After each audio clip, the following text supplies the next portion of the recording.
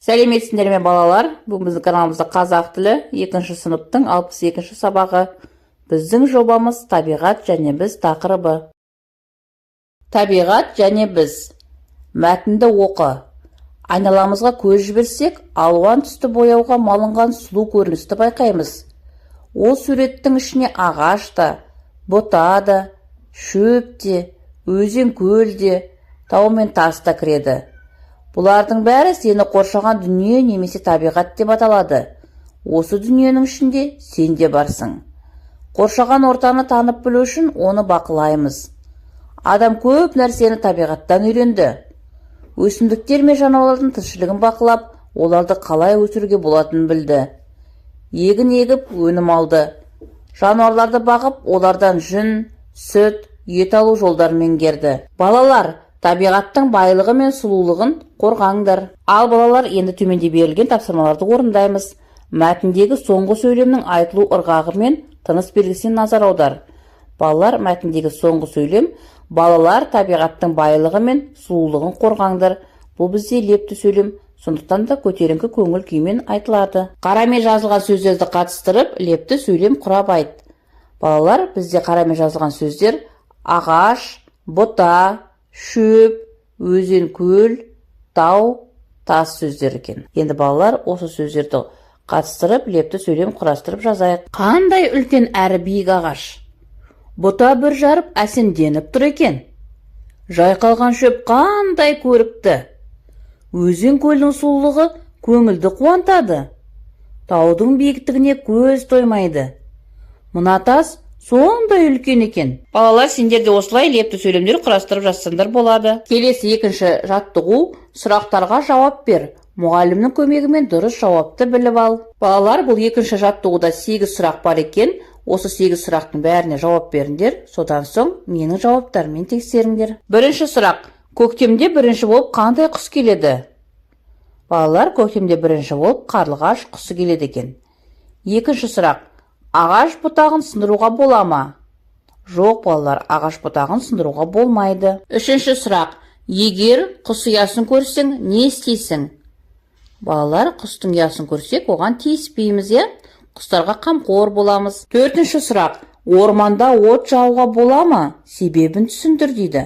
Балалар, орманда от жағуға болмайды. Себебі орманда өрт шығып, ағаштар мен жануарларға қауіп төнуі мүмкін. Бесінші сұрақ: бөлме өсімдіктеріне күтім жасайсың ба? Иә, себебі олар бөлменің ауасын тазартады. Алтыншы сұрақ: туған өлкеңде қандай өсімдіктер өседі?